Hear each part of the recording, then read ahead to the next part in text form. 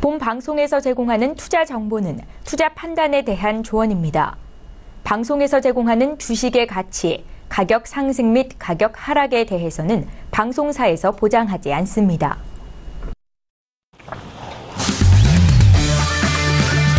네, 안녕하세요. 해외 선물 신세계 2부 문을 열겠습니다. 김문혜입니다. 자, 2부에서도요, 북두지성 마스터님과 김정철 해설위원님과 여러분들의 해외 선물 전략 꼼꼼하게 분석을 도와드리도록 하겠습니다.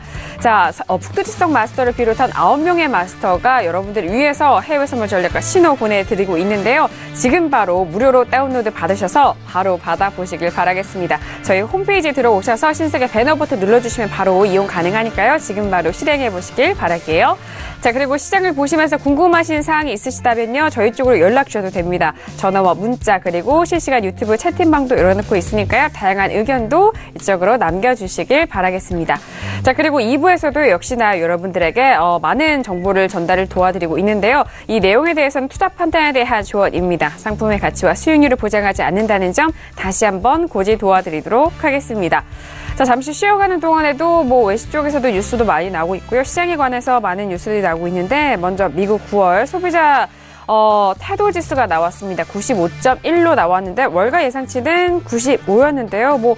비슷한 상이한 그런 지표로 나왔습니다. 그리고 미국의 미시간대 인플레이션 예측 지수가 나왔는데요. 2.7%로 나왔습니다. 최근에 이런 물가와 고용에 대해서 중점적으로 보는 상황 속에서 이런 부분 다시 한번 짚어드리기도 하겠고요. 그리고 뉴욕 증시 역시 미국의 소비와 물가 지표 부진 속에서 혼주세로 출발했다라는 부분 다시 한번 전달을 도와드립니다. 자, 그리고 코베르치 방크에서 엔화 방향이 일본 총선 앞두고 불투명해졌다라는 엔화에 대한 예측까지 함께 분석성 이슈가 올라왔습니다. 자, 지금 11시가 지난 시간인데요. 현재 시세 다시 한번 살펴보시죠. 자, 먼저 S&P 500 지수부터 보도록 하겠습니다. 자, S&P 500 지수는요. 2,508.50포인트 여전히 상승폭 계속해서 잘 지켜나가고 있습니다. 자, 강보권에서 움직이고 있는데 0.02% 상승세네요. 자, 이어서 나스닥도 볼까요? 네, 나스닥 같은 경우에는 5,946포인트에서 움직이고 있습니다.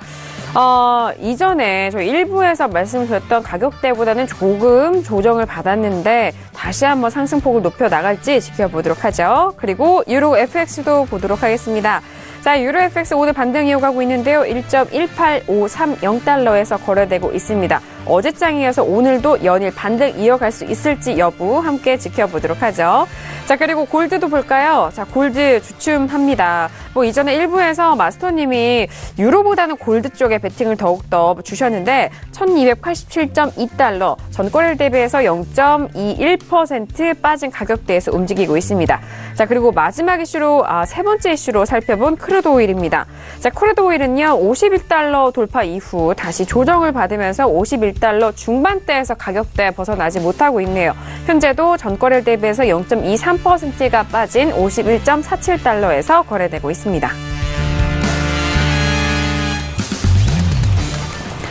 네, 1부와 비교해서 2부 지금 개장한 지 40분 정도가 지난 시각인데요. 변한 점이 있다면 또는 가장 짚어볼 부분이 있다면요. 지수에 대해서는 역시 상승 쪽으로 강하다는 겁니다. 지지가 강력하게 되고 있다는 부분 말씀을 드리도록 하겠고요. 그리고 크루드 오일 같은 경우에는 52달러 깨진 이후 51달러 중반대에서 계속적인 움직임을 보여주고 있습니다.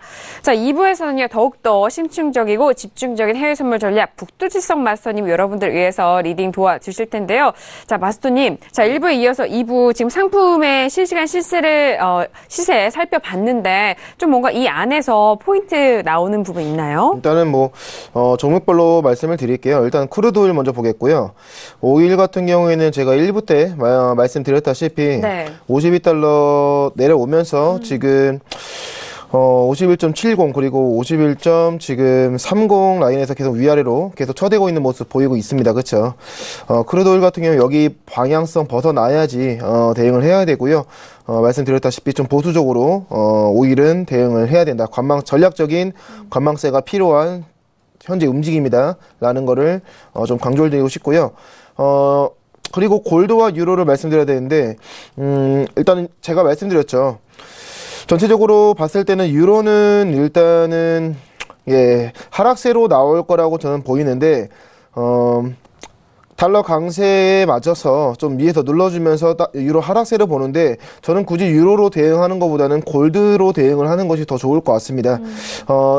마찬가지로 일부 때 말씀드렸지만은 달러의 상관관계를 보면은 현재 최근에 골드가 자체적으로 하락세가 나오고 있는데 거기에 달러 강세까지 나오면서 골드보다 더 하락하는 모습으로 제가 보이고요. 그리고 그런 식으로 이번 주에 꾸준하게 제가 골드로 매도로 대응하면서 좀 좋은 성적을 거뒀기 때문에 굳이 유로와 골드 중에서 고를 거면은 골드로 매도로 대응을 할 생각이고요.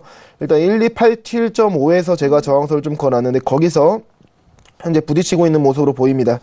골드 진입자리 나오면 제가 바로 말씀드리도록 하고요. 네. 그리고 나머지 종목은 제가 이제 나스닥을 봅니다. 나스닥이요. 네, 나스닥 보는데 S&P보다는 저는 나스닥으로 좀 매매를 자주 하는 편인데, 나스닥 같은 경우에는 일단은 메인장 시작하고 나서, 뉴욕장 시작하고 나서, 지금 보이시는 주황색 수직선이 바로 10시 반의 시간대고요.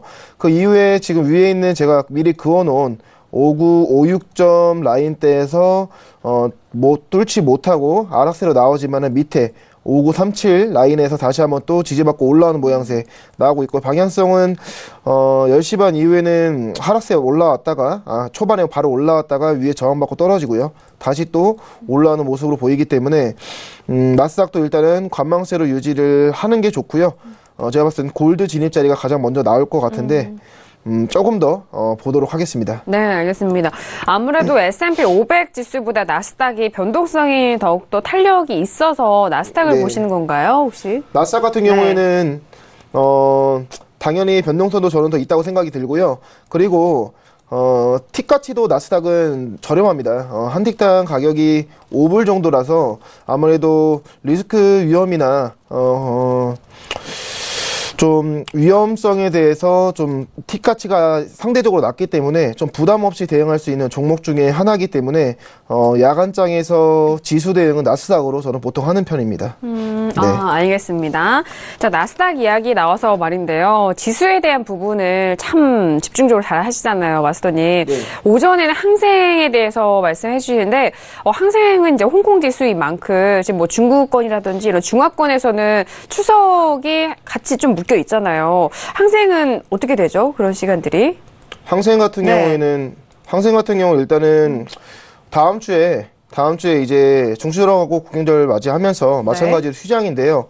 항생이 그렇다고 해서 국내 선물과 시장을 비교하자면은 훨씬 더 변동성이 많고 그리고 시장의 규모가 크고요. 그리고 글로벌 기업들이 많이 상장되어 있는 항생 지수이기 때문에 휴일에 그 긴 연휴에 맞춰서 방향성이 관망세로 유지되기보다는 오히려 그런 때일수록 좀 추세가 강하게 나오는 경우들이 많기 때문에 오늘 아침에도 제가 생방송으로 대응을 했고요.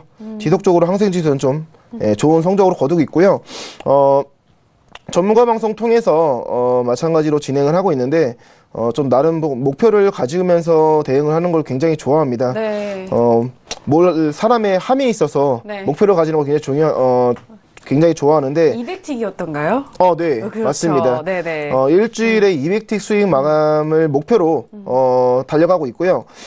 지금 3회차예요. 절대항생 시작하고 나서 계속적으로 달려가고 있는데 아쉽게도 이번 주에 월화수는 수익 마감으로 좀 좋게 마감했었는데 목금에서 조금 주춤하면서 아쉽게 200틱은 못 만들었지만은 약 150틱 정도 수익을 거두고 마무리를 졌고요. 꾸준하게 일단 원칙에 비례해서 방향성의 추세에 맞게 대응을 하다 보면은 리스크가 있는 시장이지만 누적 수익은 충분히 가능하다는 점을 말씀드리고 싶고 그리고 1회차나 2회차에서도 계속적으로 좋은 누적 수익으로 만들어가고 있으니까요. 관심 있으신 분들은 무료 방송하실 때 많이 오셨으면 좋겠습니다. 네, 알겠습니다. 맞아요. 홍콩과 이런 중국 쪽에서는 중추절, 북경절 이런 함께 추석 연휴로 묶이게 됩니다. 그에 따라서 또 대응할 수 있는 전략 오늘 아침에 방송 통해서 말씀해드렸다고 하니까 다시 보기를 통해서 실시간으로 다시 봐보시길 바라겠고요. 그리고 목표를 참 좋아하신다고 했는데 200틱 수익, 일주일에 200틱 수익. 그렇다면 넘을 때는 200틱 아니고 넘어도 되는 거죠? 네. 넘어도 되는 건데 네네. 목표를 좀 높게 잡았어요. 네, 목표를 높게 그렇죠. 잡았고요. 네네. 목표를 높게 잡아서 거기까지 좀 달려갈 생각으로 잡았는데 네. 아직까지 아쉽게 200틱은 못 만들었는데 전주에는 195틱으로 5틱 차이로 네네. 제가 만들지 못했고요. 네네. 그리고 전주에서는 한 130틱 정도 수익 거두고요. 마무리 졌고요. 이거에 대한 관련된 사항은 지금 전문가 방송에서 녹화 방송으로도 보실 수 있으시니까 네. 확인하시면은 일치에 거짓말이 없다는 거를 아실 겁니다.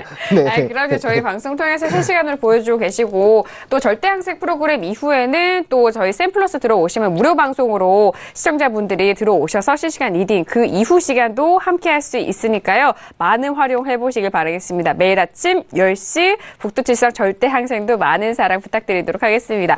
자, 이렇게 마스터님의 현재 시세 살펴보면서 매매 포인트에 대해서 나스닥 중심적으로 말씀을 드렸고 나스닥보다는 골드에 먼저 매매 포인트가 나올 것 같다라는 말씀도 해주셨거든요.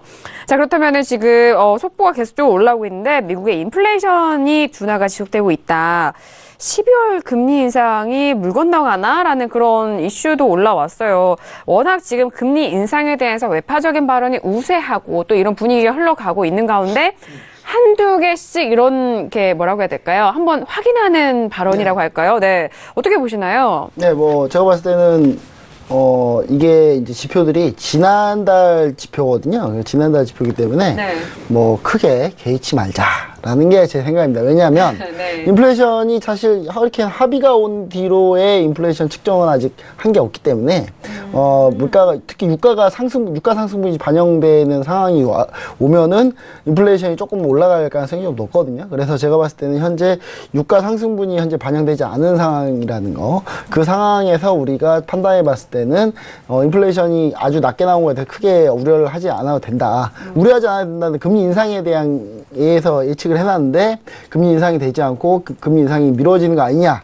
라고 판단할 가능성이 좀 높다라는 우려인데요. 사실 금리 인상이 안 이루어질 가능성이 조금 이런 부분에 대해서는 이제 저는 가능성이 높지 않다. 금리 인상될 가능성이 높다라고 보여집니다. 왜냐하면 앨런 의장이 임기가 완료가 되기 때문에 그 전에 통화 정책을 정상화 시켜놓고 갈 가능성이 상당히 높습니다. 그리고 자기 임기 내에 이제 그런 액션을 취해줘야 한다는 거는 전전임이었죠. 앨런 그리스폰 의장이 퇴임하고 나서 상당히 좀 욕을 많이 먹었어요.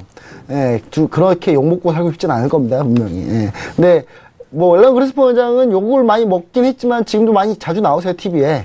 예, 뻔뻔하게 자주 나오시는데 제가 봤을 때는 앨런 의장 같은 경우가 제가 봤을 때는 이런 경우를 대비해서 좀 12월에 금리 인상은 시켜놓고 갈 가능성이 높습니다. 그래서 만약에 금리 인상을 많이 하지 않았다라고 한다면 이 부담이 다음 FRB, 그러니까 연방준비은행에 상당히 부담을 주는 거거든요. 그 부분에 대해서, 폭탄 넘기기하고 넘어가는 약간 그런 모습이기 때문에 그런 거를 아마 원하진 않을 겁니다. 그리고, 지금 트럼프 행정부에서 차기 이제 연방준비은행 총재로 의장으로 뽑으려고 하는 사람이 사실상 트럼프 행정부의 입맛에 맞는 그런 사람을 추구할 가능성이 높기 때문에 그러면 상당히 비둘기파적으로 갈 가능성이 좀 높거든요. 그래서 통화 정책에 대한 상당한 불안감과 자신이 책임감을 느낀다면 아마 12월에 인상을 하려고 하는 그런 상황이 벌어질 겁니다. 물론 본인이 인상하고 싶다고 인상하는 게 아니고 전체 의견을 취합해서 그 인상 의견으로 가야 되는 거기 때문에 꼭 앨런 의장 혼자만의 의중이다 뭐 이렇게 보진 않고 있고요. 그래서 전체적으로 이제 의사결정 과정상에서 금리 인상이 아직도 그래도 높다. 인플레이션 상황이 안 좋다 하더라도 이거에 대한 판단은 또다시 다음 주 초죠. 다음 주 초에 논팜 지표가 나오면, 고용 지표가 나오면, 그때 또 거기서 확인하면 될 것 같다. 뭐 이렇게 보여지고요. 그 물가 상승분이나 이런 게 좀 좀 낮다라고 생각했던 부분은 그때 이제 고용 지표가 나오면서 다시 또 해석이 달라질 수 있기 때문에 네. 그 부분은 좀 그때까지 좀 확인해 보자. 저는 그렇게 좀 얘기를 하고 싶습니다. 네, 금리 인상에 대해서 김정철 해설위원님도 가능성에 더욱더 염두를 두는 그런 분석을 이어가는 것 같은데 그래도 일단 그 할 것 같다라는 그런 확률이잖아요. 네. 왜냐하면 12월까지는 아직 2개월이나 남았습니다. 혹여나 네. 그 나머지 확률로 금리 인상이 되지 않는다라고 네. 하면은 가장 관심 있어 하시는 분들이 또 국채가 여기서 어떻게 될 국채가 것인가. 아마 네네. 이제 다시 반등하겠죠. 네네. 반등하고 달러는 또 다시 꺾일 거고요. 달러 꺾이고 국채 반등하고 금값이 올 가능성이 좀 높죠. 그렇게 되면. 금. 네, 그러면서 네. 이제 뭔가 북한에서 뭔가 액션만 취해주면 급등이 나오는 금값과 국채가 급등이 나오는 상황이 가지 않을까. 네네. 그리고 지수는 크게 영향을 안 받을 겁니다. 지수는 오히려 뭘 하든 다 좋다고 하고 올라갈 거기 때문에 제가 봤을 때는 뭐 둘 다 괜찮다 지수한테는. 그리고 수지가 아닙니다. 지수. 지수가 좋다 뭐 이런 얘기고요. 그리고 좀 재미없을 수도 있겠지만 그리고 추가적으로 얘기 드리자면 유로화 같은 경우가 이제 영향을 좀 많이 받겠죠. 달러가 꺾일 거기 때문에 유로화 같은 경우가 만약에 금리 인상이 없다라고 하면 다시 올라갈 가능성이 높다. 저는 좀 약간 이렇게 좀 봐집니다. 그리고 유가 같은 경우는 그런 거 전혀 신경 안 쓰고 자기 플레이 할 거다. 수요 공급에 따라서 가격을 결정하지 않을까. 뭐 그렇게 좀 생각을 해볼 수 있겠네요. 네. 근데 제가 봤을 때 이 결론은 미국 혼자서 우리 금리 인상 안 할래 이렇게 갈 분위기는 아니라고 봅니다. 왜냐하면 지금까지 계속 22호 공조를 맞춰오고 있거든요. 그렇죠. 22호 공조를 맞춰오기 때문에 20이나 그리고 오늘 지금 좀 이따가 마카니 총재가 연설하기로 돼 있는데 제가 봤을 때는 영란은행 22 계속 공조하고 있기 때문에 22하고 이쪽에서 약간 그렇게 나온다면 분명히 미국도 어느 정도 금리 인상 부담감을 가질 가능성이 높습니다. 네, 알겠습니다. 일단 뭐 시장 전반적인 부분은 금리 인상 쪽으로 가능성을 무게를 두고 있어서 그 안에서의 시나리오로 각 종목들을 판단을 하고 있습니다만 저희가 또 시나리오 밖의 그런 예상에 대해서도 함께 도와드리고 있습니다. 금리 인상이 이번 12월에 이루어지지 않는다면은 국채 가격은 다시 한번 반등을 할 것이고 골드 역시도 반등을 시도할 것이다. 여기에서 더 북한 리스크가 한 번 더 온다면은 급등을 할 것으로 예상을 한다라는 부분이고요. 그리고 지수에 대해서는 뭐 금리 인상과는 상관없이 일단 지지가 받으면서 나 홀로 갈 것이다라는 의견까지 전달을 도와드렸습니다. 하지만 무엇보다도 이게 정책이 나라가 혼자서 독립할 수 없는 부분이기 때문에 이런 글로벌 정책 기조에서는 공조에서는 좀 벗어날 수 없는 부분이 아닌가라는 그런 말씀까지 정리를 도와드렸네요. 자, 이렇게 전반적인 시황에 관해서도 함께 전달을 도와드리고 있습니다. 자, 그렇다면은요, 미국 소비에 대해서도 뭐 함께 뭐 말씀을 드렸고 엔화에 대한 부분도 좀 짚어볼까요? 앞서서 저희가 그 속보로 전달을 해드린 뉴스도 있어요. 엔화의 방향성에 대해서 분석적인 속보인데 일본 총선을 앞두고 불투명하다. 이 향후 전망 역시 엔화에 대해서는 알 수 없다라는 흐름이기도 해요. 왜냐하면 안전자산 뭐 국채와 지금 말씀드린 골드 왜 이렇게 포인트가 잘 나오는데 엔화 같은 경우에는 마스터님도 혹시 뭐 매매 포인트 엔화 뭐 중점적으로 보고 계시는 거 있으신가요? 엔화 쪽은 일단은 지금 이제 차트를 제가 보여드릴게요.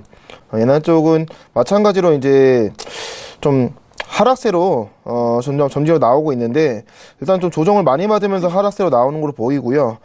지금 일단은 바로 매도세로 나온다고 하더라도 매도로 대응하는 것보다는 어제 전점과 그리고 그제 저점이 거의 비슷하죠. 저점 근처에서 저항대를 보고 차라리 역으로 매수로 진입을 하시든지 아니면은 좀 반등 움직이 나오면은 오늘 고점과 전일 고점의 기준으로 잡아서 매도로 대응하는 것이 좀 좋아 보입니다. 네, 알겠습니다.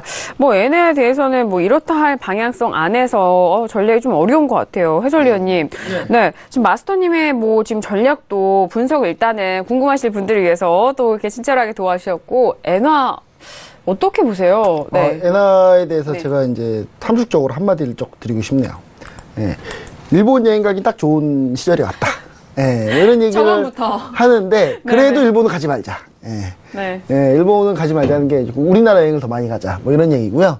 일본 뭐 엔화 집에 혹시 일본 여행 갔다 오셨다가 엔화가 남아 계시다면 빨리 환전하셔라. 더 떨어질 것으로 예상하시나요? 네, 그래서 네. 빨리 환전을 좀 해주시면 좋을 것 같다. 뭐 이런 얘기를 좀 드립니다. 왜냐하면 일본 엔화 같은 경우는 사실상 일본 자체가 제가 안전자산이라고 크게 생각하지 않는다라고 얘기를 드리잖아요. 근데 방향은 같이 가고 있습니다.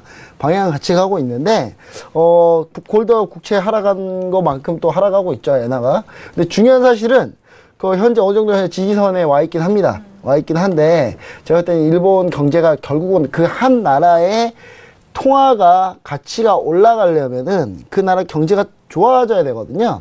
네, 좋아져야 되는데 일본 자체가 현재 수출 경기를 높게 만들려고 상당히 아베노믹스에서 엑셀레이터를 밟고 막 가고 있었는데 크게 변화가 없어요. 예, 크게 좋아진 것도 없고. 그래서 지금 현재 상황에서 일본 현재 일본은 내수가 상당히 좋은 나라이기 때문에 내수로 현재 잘 가고 있는 그런 부분이 있고요. 수출 쪽에서 그렇게 눈에 띈 이게 성장세나 그런 걸 보여주고 있지 않기 때문에 사실상 일본 통화가 강세가 갈 가능성이 좀 높진 않다. 일본 조금 더 아마 경기부양책과 경기부양책으로 해서 통화정책 완화 기조를 계속 끌고 갈 거기 때문에 상승 압력보다는 하락 압력이 좀 더 높다. 뭐 이렇게 보시면은 가장 좋을 것 같습니다. 제가 봤을 때. 그렇다면은요, 그 N 또한 금리 인상과 좀 결부시켜서 좀 말씀을 드려보면은 금리 인상이 된다면 뭐 이런 기조가 이어질 것 같고 금리 안 인상이 한다면은 된다면, 그러니까 금리 인상이 된다면은 미국에서 이제 달러 인덱스가 이제 올라가겠죠. 올라가면은 당연히 엔화는 떨어질 거고요. 네네. 엔화 떨어진다라고 보는 게 맞는 거죠. 금리 인상이 그렇죠. 된다면. 네. 근데 사실 저는 그 달러 인덱스와 영향을 받는 것 자체가 제가 봤을 때는 그 반대로 생각하시면 가장 편하다고 보거든요. 그러니까 금리 인상이 안 된다면 엔화는 올라갈 가능성은 높지만 그렇게 많이 올라가지 못할 거다라고 좀 보고 있습니다. 왜냐하면 일본 자체가 현재 통화정책 완화 기조이기 때문에 사실상 그 부분이 좀 더 영향을 좀 많이 받을 수도 있다. 예, 그렇게 좀 보여집니다. 그래서 골드나 뭐 유로화랑 아예 똑같은 흐름을 보일 거다라는 생각은 좀 안 하시는 게 가장 좋지 않나. 네. 예, 그렇게 좀 생각을 해보네요. 네, 알겠습니다. 엔화에 대한 부분도 통화, 최근에 뭐 흐름들이 관심 있어 하시는 분들 많으셔서 엔화 짚어봤습니다. 자, 지금 시각이 이제 11시 26분이 지나간 시각인데요. 어떻게 좀 시장이 변했는지 다시 한번 시세 살펴보시죠. 자, 먼저 지수부터 봅니다. 자, S&P 500 지수 2508선에서 계속, 지지가 되고 있어요. 강하네요. 그리고 나스닥도 볼까요? 자, 마스터님이 조금 더 집중적으로 보고 계시는 나스닥 5949.25포인트입니다. 전거래일 대비해서 0.16% 상승한, 가격대고요. 그리고 이어서 유로FX 봅니다. 자, 유로FX는요, 1.500달러에서 거래되고 있습니다. 여전히 상승분을 지켜내가고 있는 모습이고요. 자, 골드 볼까요? 자, 골드는 1286.9달러 선에서 이전과 같은 흐름 이어갑니다. 이어서 크루드 오일도 봅니다. 크루드 오일 역시나 51달러 31. 51달러 초반대에서 머무르고 있습니다. 크루드 오일까지 현재 시세 살펴보셨습니다. 네, 마스터님 지금 현재 중간 점검 시세를 살펴봤는데 지금 이전에 골드와 나스닥 좀 중점적으로 보셨잖아요. 가격대 어떻게 될까요? 일단 골드 같은 경우에는 제가 지금 보니까 1288.5 정도, 1288.5에서 올라오면은 바로 매도로 대응하는 것이 좀 좋아 보이고요. 네. 8.5에서 매도 정도 보면 좋을 것 같고요. 뭐 손절효과는 15틱 정도로 잡아서 8호에서 잡으면은 15틱 정도 잡아서 리스크 관리 잡도록 하고요. 체결되면은 제가 청산효과 바로 잡아드리도록 하고, 지금 움직임이 전체적으로 좀 느리기 때문에 더디죠, 네. 오히려 이런 장에서 해외 선물 시장을 경험이 없으신 분들은 오히려 더 좋다라고 좀 강조를 드리고 싶습니다. 네. 움직임이 굉장히 빠르면은 뭐 추세고 뭐고 정신 없습니다. 그렇죠? 그렇기 안 때문에 보이죠. 그렇죠. 초보자분들께서는 추세의 방향성에 대해서 감을 못 잡는 분들이 많으시기 때문에 움직임이 빠를 때 무리하시다가 오히려 뭐 손절가도 막 풀어버리고, 그리고 혹시나 또 평단가 낮추는 매매 방식이 나올 수 있기 때문에 웬만하면은 처음에는 이렇게 느린 시장에서 방향성에 대해서 한번 보면서 저항 때 보면서 천천히 대응하는 게 좋아 보이고요. 만약에 체결 안 되고 뭐 방향성 나오면은 그냥 취소하고 다시 하면 되니까요. 천천히 시장 대응할 수 있는 그런 장이라고 저는 보여집니다. 네, 알겠습니다. 1288.5달러 부근에 대해서 매도 관점 부분 짚어드렸습니다. 일단 올라오는 듯해요. 그래서 네, 잠시 후에 다시 한번 1288달러 체결 가격이 온 이후 다시 한번 청산 가격대에 대해서 다시 한번 짚어드린다고 합니다. 현재는 1287.7달러에서 움직이고 있습니다. 자, 지금 뭐 파운드화에 대해서도 뉴스들이 올라오고 있어요. 워낙 파운드화 최근에 뭐 유로화도 같은 흐름을 보여주고 있는 흐름인데 파운드화 역시 2분기 영국의 경상 적자 확대에 하락했다라는 이슈인데요. 파운드화도 현재 흐름 볼까요? 네, 역시나 네 약보합권에서 움직이고 있습니다. 전거래일 대비해서 0.54% 빠진 가격대입니다. 1.3398선에서 움직이고 있는데요. 고점에서 흘러내리고 있어요. 유로도 좀 같은 흐름이기도 한데 자 유로와도 비슷한 흐름이기도 해요. 이전에 김정철 해설위원이 맞으실까요? 네.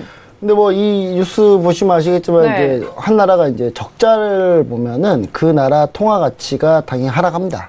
그럼요. 네, 하락하는데 뭐 이 뉴스 하나가 상당히 중요한 하락 포인트다. 그렇게 그래요? 보이진 않습니다. 네.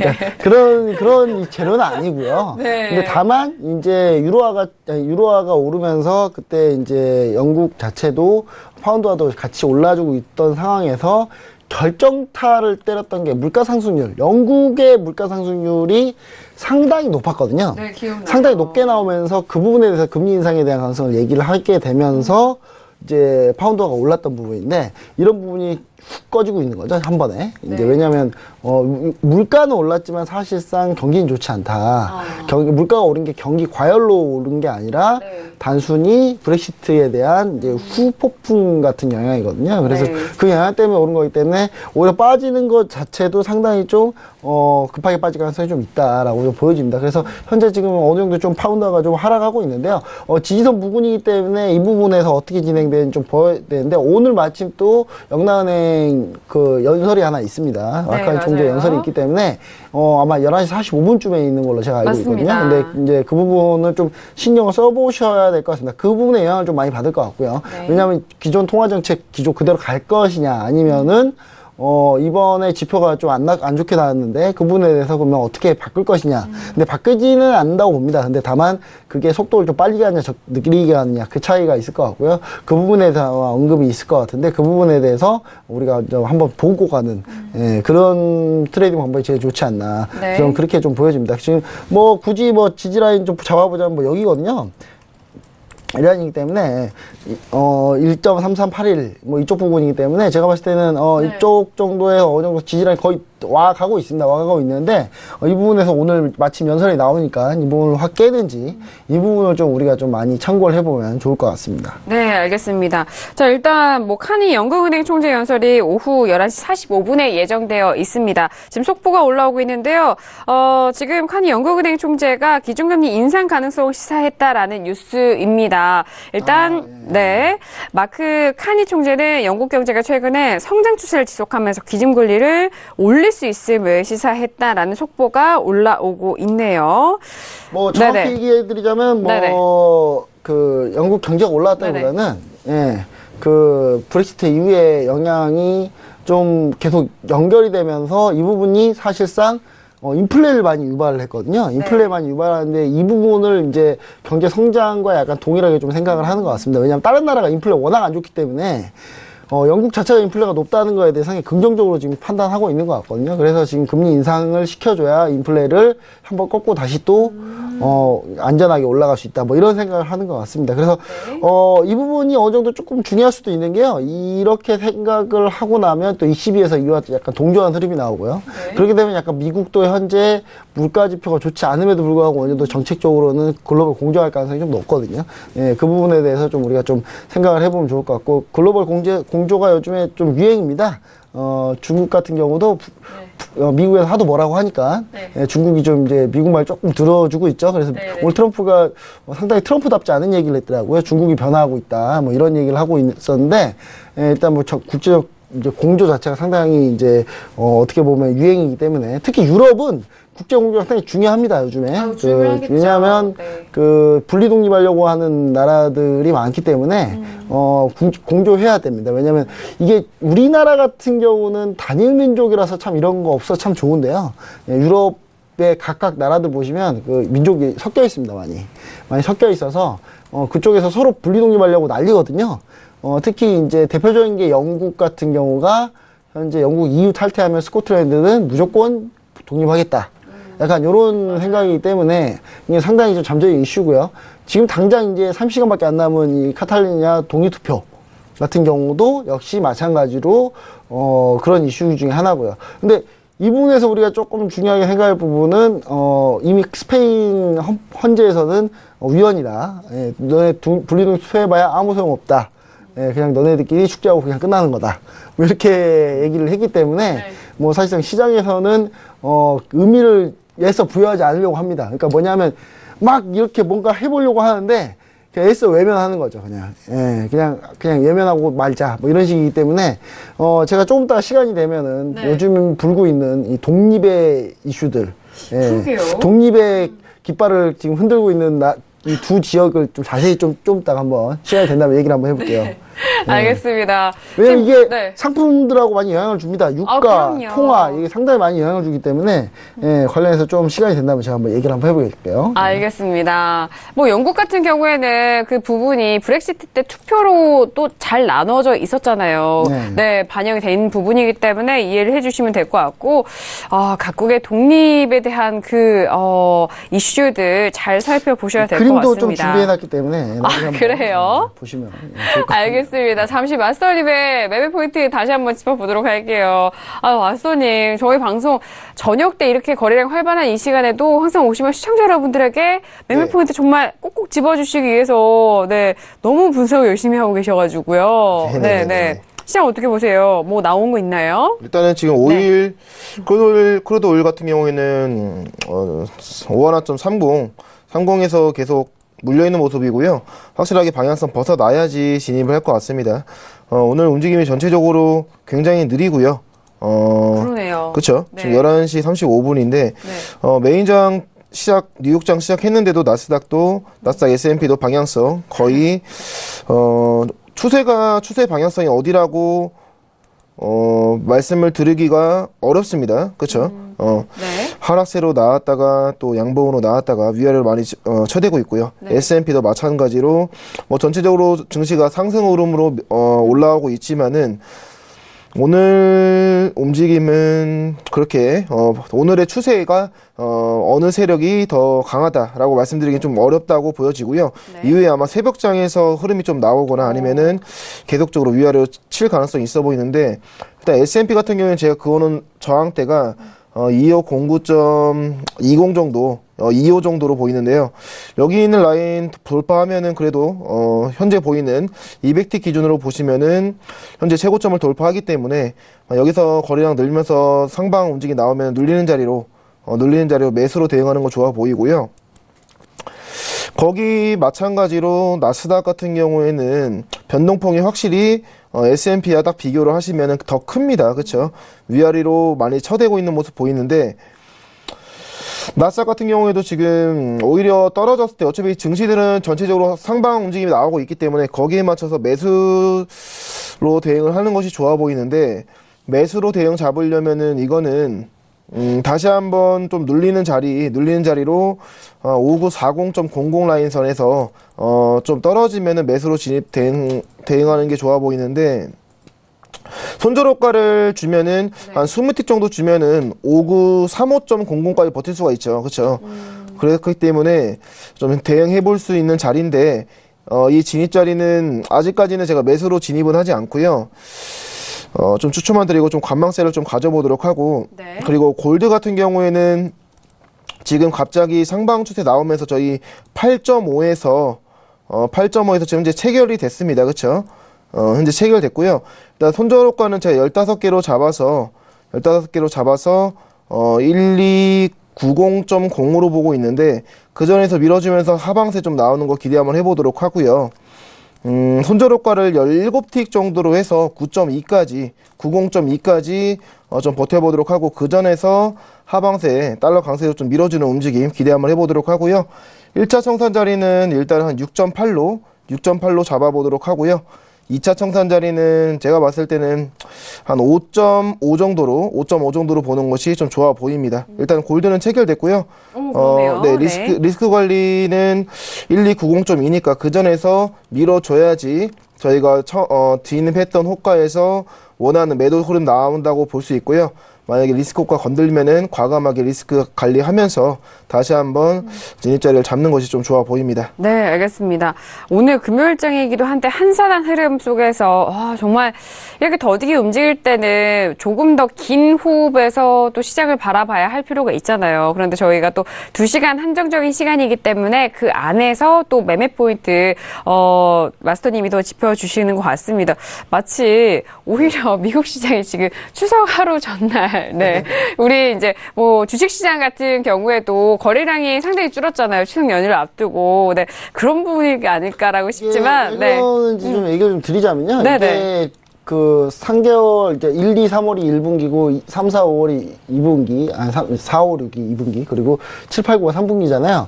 근데 분기 말, 그러니까 분기 말에 이제 분기 말이 끝나면 그 다음 분기에 이제 실적 발표가 있습니다. 그렇죠. 실적 발표가 있기 전 마지막 그러니까 분기의 말이죠.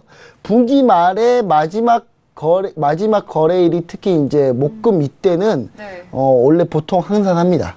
네, 왜냐면 지표도 많이 없고요. 그렇죠. 그다음에 보통 분기 말이 아닌 분기 중이다 그러면 아마 실적 발표 일시라도 있겠는데 실적 발표 일시도 없고요. 맞아요. 그리고 그 다음 주죠. 그러니까 매달 초에 있을 지표들이 다 몰려있기 때문에 그 몰려있는 지표들, 예를 들어 ISM 제조업 지수, 그 다음 논팜, 여러 가지 고용 지표, 이런 지표들이 월 초에 있기 때문에 상당히 이제 관망하는 자세를 많이 가지고 있습니다. 그래서 네. 관망세가 깊어지는 장 패턴이기 때문에 항상 이 부분 해외 선물 거래하신 분들은 염두하시면 상당히 좀 도움이 되실 겁니다. 네. 그러니까 즉 이럴 때는 이제 뭐 놀러 가셔도 된다. 뭐 이런 얘기죠. 네. 네. 그러네요. 이제 3분기 실적을 앞두고 정말 한산한 시장입니다. 그리고 지표 발표도 없는 그런 시장이기 때문에 이렇게 거래량과 한산할 수밖에 없는 이유 짚어드렸습니다. 하지만 또 마스터님이 새벽에 또 시세가 나올 수도 있는 부분이 있기 때문에 그 부분도 염두를 해 두셔라라는 부분까지 말씀드렸습니다. 네. 뭐 크루드 오일을 보면 사실상 네. 오늘 이제 오일 같은 경우가 많이 움직이지는 않고 있습니다. 그러니까 많이 변동성을 주지 않고 있는데 참 그래도 이제 크루드 오일 같은 경우는 재료들이 좀 나오고 있으니까 뭐 이렇게 그 수요 공급 재료가 아닌 뭐 지정학적 이슈들이 있으니까 그런 부분을 좀 이 한산한 시장에 좀 공부를 하시는 게 가장 좋다. 예, 아까 뭐 이 시간에 뭐 이렇게 마스터님도 같은 말씀이시잖아요. 이 시간에 네. 갑자기 뭐 이렇게 나가 노셔라 이런 건 아니고요. 네. 예, 이런 시간에 좀 공부하는 게 가장 좋지 않을까라는 생각에서 제가 뭐 그림 하나를 좀 준비해 봤는데. 네, 오늘 그 한번 그림 보시면은, 보여주세요. 예. 어떤 그림인가요? 네. 네, 뭐 이런 겁니다. 뭐 이런 건데요. 그 보시면 이제 그 이게 크루드족 거주지거든요. 그러니까 크루드족 거주지인데 제가 보시면 아시겠지만 이제 이 크루드 갑자기 왜 세계 지리와 세계 역사 시간이야라고 하실지 모르겠는데 이 모든 게 다 투자와 연관이 돼 있는 얘기들이니까 좀 잘 공부를 해보시면 좋을 것 같습니다. 네. 이쪽에 이제 크루드족들이 이제 분홍색으로 이렇게 쭉 있습니다. 쭉 조금 있는데 확대를 해주실까요? 네, 조금만 네, 딱 크게 때려보죠. 더. 예. 한 번만 더요. 예. 근데 네. 이렇게 크루드족이 네. 이렇게 분포해 사는데 지금 이쪽이 문제가 되고 있는 거거든요. 이쪽이. 아, 그 주황색 부분. 이쪽이 네네. 이제 모술이 IS가 점거했던 곳이잖아요.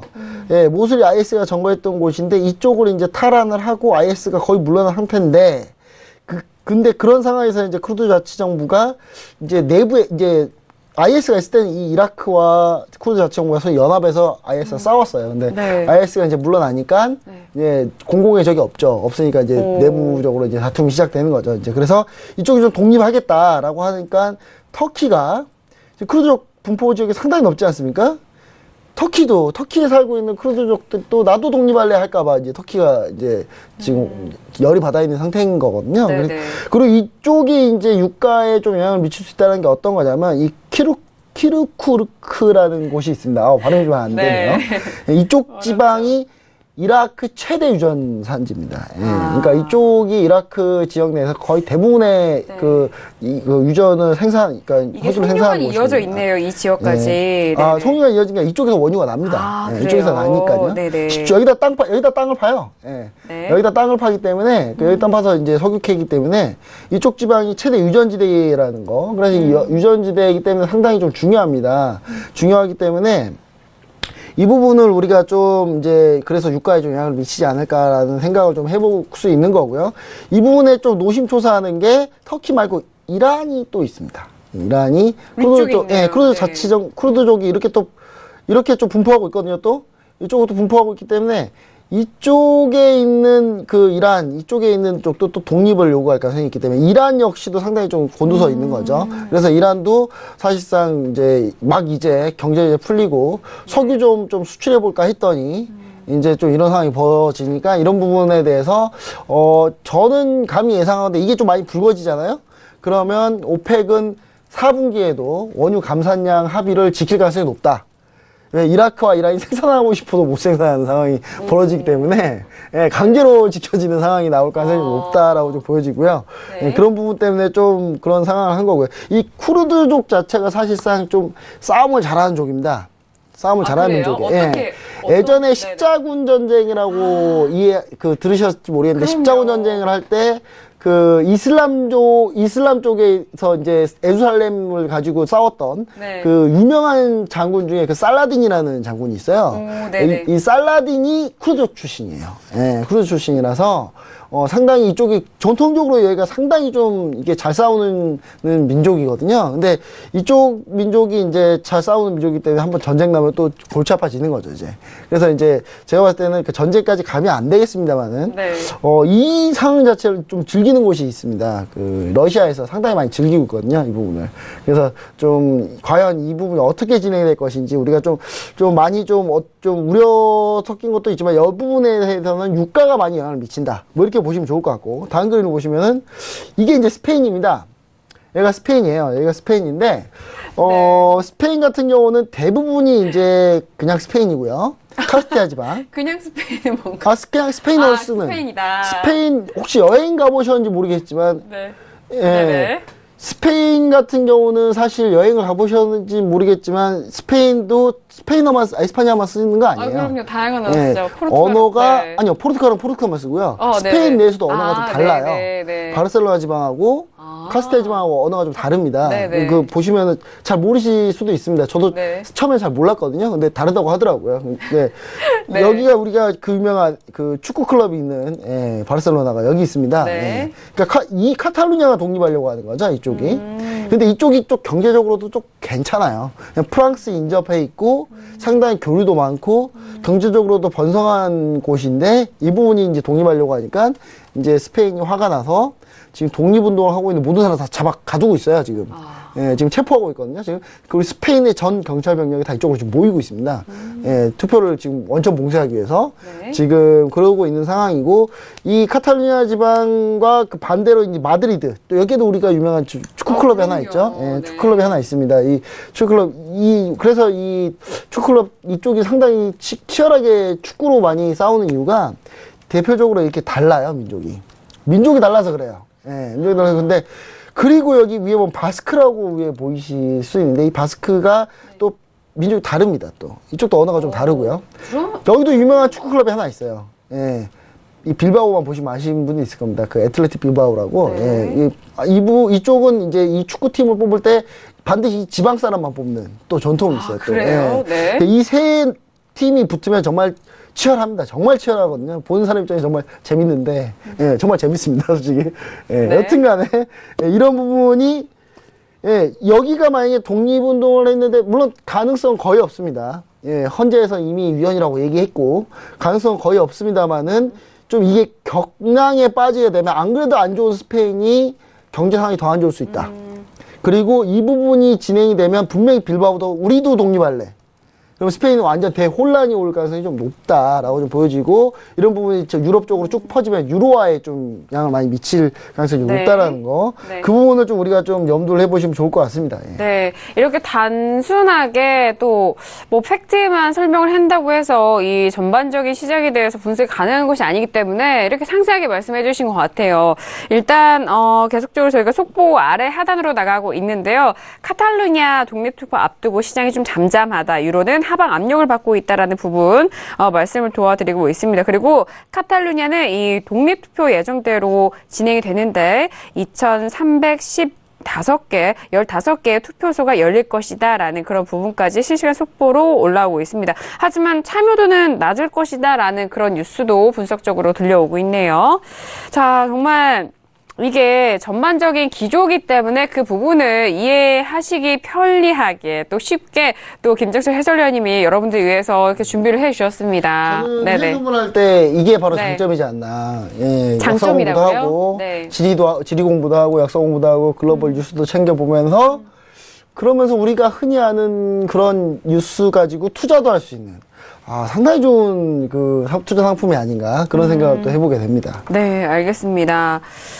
이렇게 다양한 상황을 저희가 말씀을 드렸는데요. 지금 시청자 질문도 보도록 하겠습니다. 5833님이 보내주신 문자를 확인을 할게요. 어제도 구리를 짚어드렸는데 자 어제 구리가 반등한다고 했는데 반등했네요. 전략 부탁드립니다. 라고 문자를 주셨어요. 자 어제장에 그 시청자분께서 보내신 질문이 이제 매도세가 끝난 것이냐 라는 그런 질문이었습니다. 이제 매도세가 하락세를 멈추고 지금 조정을 받고 있는데 여기서 이제 추세가 바뀔 수 있을 것인가 부분 궁금해 하셨는데요. 자, 현재 어제장에 다시 한번 반등을 하고 그 가격대에서 움직이고 있습니다. 2.9655선에서 움직이고 있는데 자, 지금 시청자 질문은요. 반등했다. 여기서 어떤 전략을 대응해야 되는지 궁금해하시는 것 같은데 현재 지금 차트와 호가차 함께 보여드리고 있습니다. 자, 차트를 봐도 여러분들 시청자분들께서도 한눈에 알아보실 수 있을 거예요. 어제 장대 양봉으로 들어 올렸고 현재 그 가격대에서 움직이고 있는데 마스터님 일단 구리가 고점에서 빠르게 밀렸어요. 그리고 어제장의 큰 반등 이후 오늘은 잠시 쉬어가고 있는데 여기서 이제 전략을 어떻게 짜야 할 것이냐 궁금하신 것 같습니다. 네. 일단 구리가 이제 반등을 네. 했다고 하더라도 모든 선물 시장에서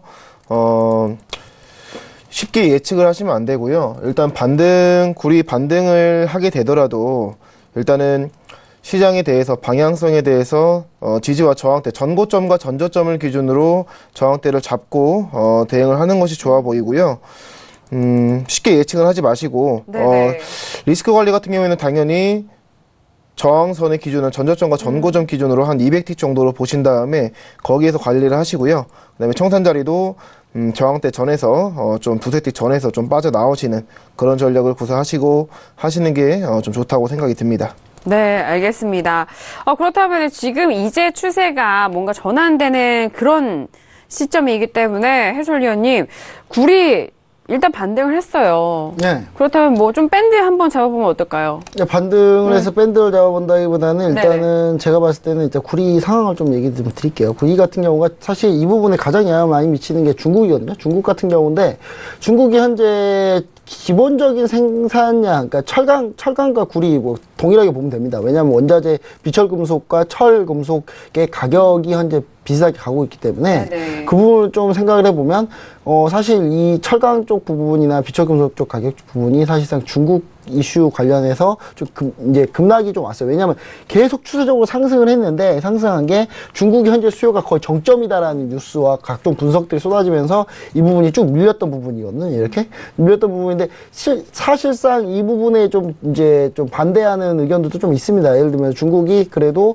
어느 정도 비철금속 수요가 있을 거다. 향후 10년 동안 계속 증가할 거다라고 얘기를 하고 있는데 그 부분에서 제가 봤을 때 그 부분 말고도 좀 산업 통제 같은 규제 발표가 현재 중국에 많이 있거든요. 중국 내에서도 환경 규제하고 그다음에 그 안전규제하고 환경규제 이 두 가지 규제 때문에 전체 비철금속 관련해서 전체 수요를 좀 줄이고 있습니다. 계속 줄이고 있기 때문에 전체적으로 급반등해서 다시 고점까지 다시 치고 올라간다는 생각보다는 어느 정도 상승세를 좀 아직까지는 좀 확인해보자. 그러니까 지금 당장 좀 더 들어가기보다는 제가 봤을 때 좀 확인해 본 다음에 지금 진행하는 게 맞지 않나. 그냥 전체적인 하방 경직성은 계속 유지될 거라고 계속 보고 있거든요. 보시면 아시겠지만 이제 이게 좀 일봉으로 좀 볼게요. 일봉으로 좀 보게 되면은 아까 일봉으로 계속 봤는데 일봉으로 다시 한번 좀 보면은 사실상 이 가격대가 사실 아직까지는 낮지 않은 가격대거든요. 상당히 높은 가격대이기 때문에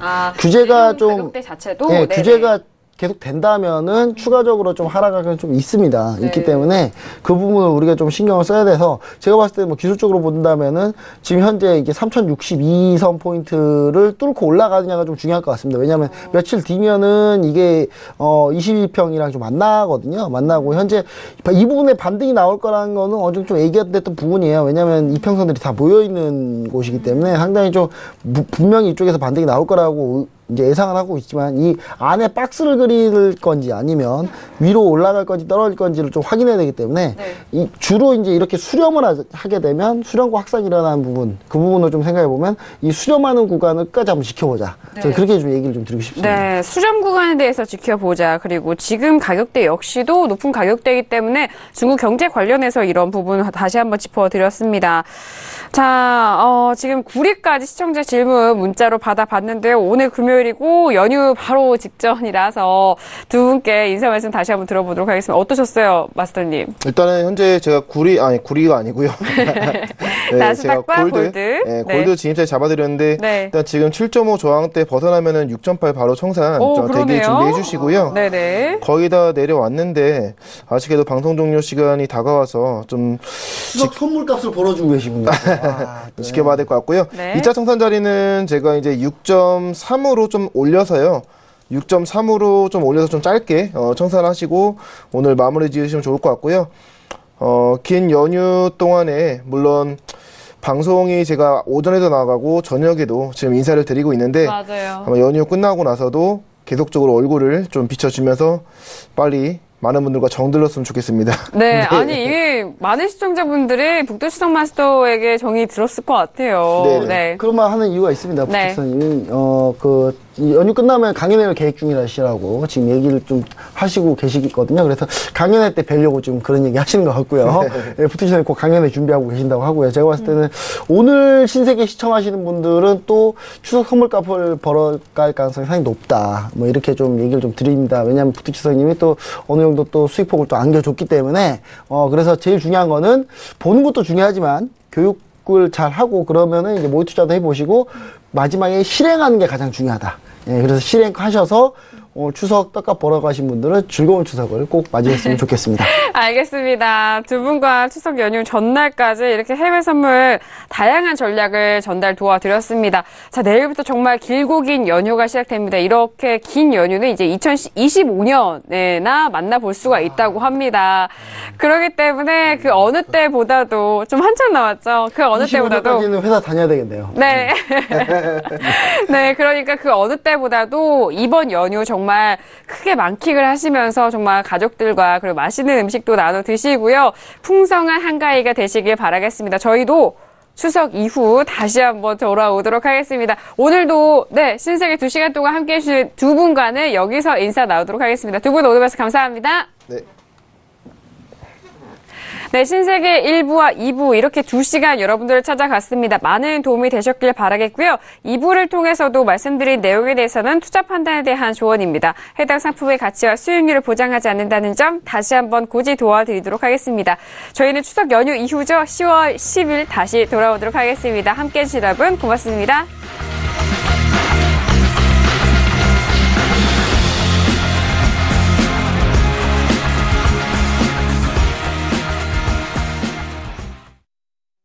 본 방송에서 제공하는 투자 정보는 투자 판단에 대한 조언입니다. 방송에서 제공하는 주식의 가치, 가격 상승 및 가격 하락에 대해서는 방송사에서 보장하지 않습니다.